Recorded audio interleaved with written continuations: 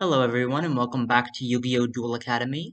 As you can see, I'm changing this series to a narrated one. Makes it a little bit more easier on my end. But since I last put this series on hiatus, I've accrued a little bit of a following because of my other series, Yu-Gi-Oh! 5D's Rewrite. So I'm just going to give a little bit of a refresher for those who are maybe like clicking this for the first time and don't know what's going on. This is a reinterpretation of Yu-Gi-Oh! GX, or rather GX 20 years in the future with a completely new story and cast of characters. Our protagonist is Kane. Kane has the Attributes as his archetype. They kind of are similar to the Elemental Heroes. In fact, each one has the same stat line as the original Elemental Heroes in the main deck. And he kind of gets to the academy and he does the entry exam. It's mandatory, like the other series. And he fights an examiner, and the examiner, allows him to get in, or rather, everyone has to do it, right? It just kind of, it's a placement kind of thing. And he gets in, and he goes to his dorm, but he is sitting in the wrong room. And so Mara and Hera, the two new characters, they come in and they're like, "Hey, you're in my dorm, that's not cool." And then Kane's like, "Okay, how about we duel for the dorm because otherwise you guys can go to my dorm, which is supposed to be my dorm. But if I've already unpacked everything, how about we just duel it out?" And then Mara, she uses the Prademon archetype, and she goes against Kane, and then Kane is able to beat her, and it's a tremendous victory too because Kane, he's known for his Attribiste Recoil Cerbervex, which is the fusion of Watt Dog and um, any fire monster. And in this duel, we showcase how versatile Kane's deck can be because he does the same fusion components of Watt Dog and Volt Kitten, but instead of going into Cerbervex to win, he goes into Biakox, which is the fusion of Volt Kitten and a light monster.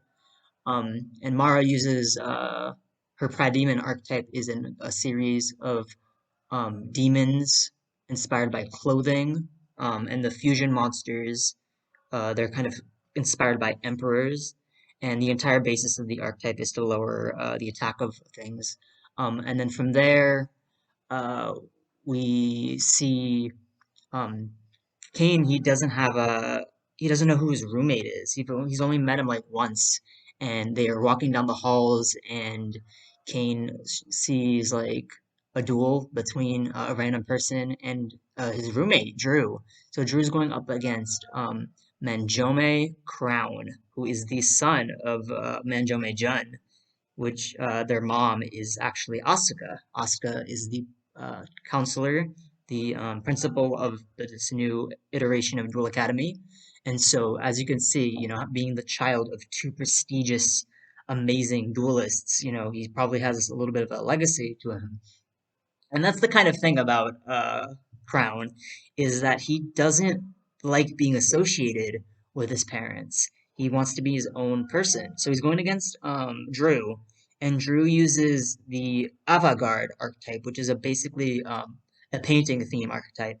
And they're all about like using avant-garde brush to put attribute counters on it. And then when you have two counters of different attributes, you can conduct a fusion summon using those attributes. It's kind of like painting in the fusion monster. And he does that, and he goes against Crown's ritual monsters. Yeah, Crown doesn't use fusions, he uses rituals. And Crown's entire archetype is old cards, but they're recasted as monuments monsters, which are monument and myths.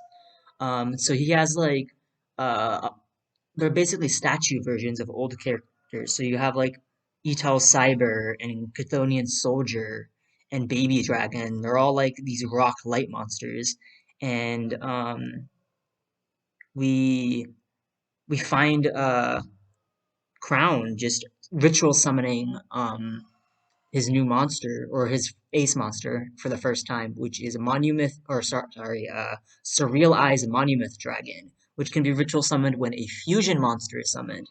So when Drew Fusion summons his monster, um, Crown ritual summons his monster, and so realize is this basically this um, counter to the fusion era, right? He can't be destroyed by fusion monsters. He can take control of them.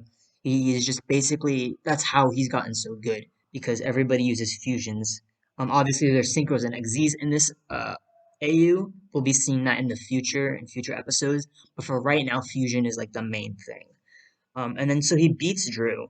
And then Kane, Mara, and Hera, they're like, Drew, you did amazing. That was a great duel. And then Kane goes up to Crown, and Kane's like, wow, dude, you're an amazing duelist. We should duel sometime. I mean, I don't doubt that you're a good duelist. I mean, you're the son of two amazing duelists, and Crown loses it. Crown's like, never compare me to them ever again.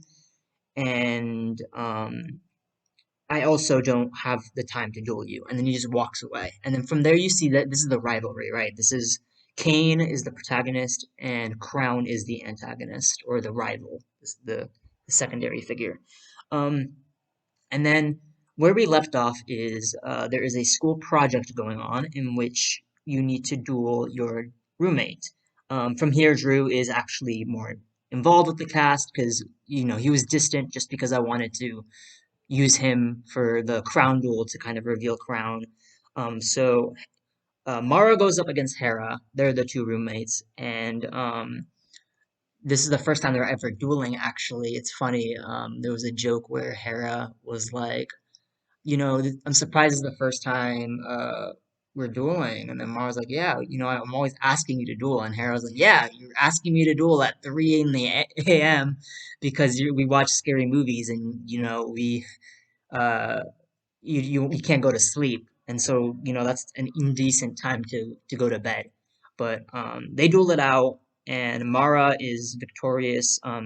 Hera uses this archetype called the derivistich, which are basically it's a pun of derivative and stitchings. They're basically a doll archetype where they're all focused on negation. There's a doll that like negates every word on the field. So it's like if you attack it with a, let's say, like Celtic Guardian, it'll negate every monster on the field that's called Celtic and every monster on the field that has Guardian in its name. Obviously, that would never work out in the TCG because that's not how they word things in the TCG, because due to different languages and stuff. But for the sake of this, that's how it works. And Hera fusion summons into imaginary enemy. That's her boss monster, and basically the entire gimmick of that is that it needs one Derivative monster and one monster with its effects negated. And for every monster that was had its effects negated for the fusion summon, so if it was fusion summon with two monsters with negated effects, it gains more effects basically. And if it has two, it can like suck something up like Relinquished and then treat that as a fusion material to get its third effect. It's a very neat effect.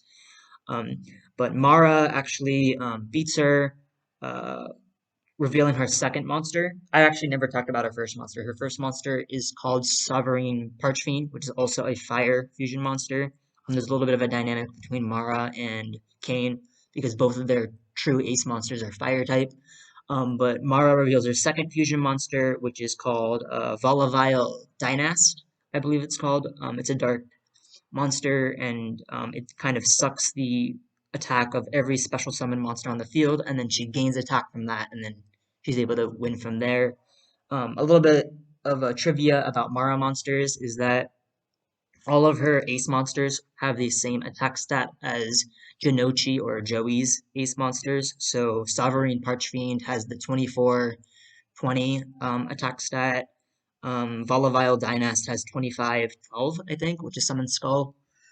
So that's cool. So the next episode that I will be releasing to the masses will be the second part of this project, where Kane will actually have to fight against Drew for the very first time. It's their first time ever dueling as well.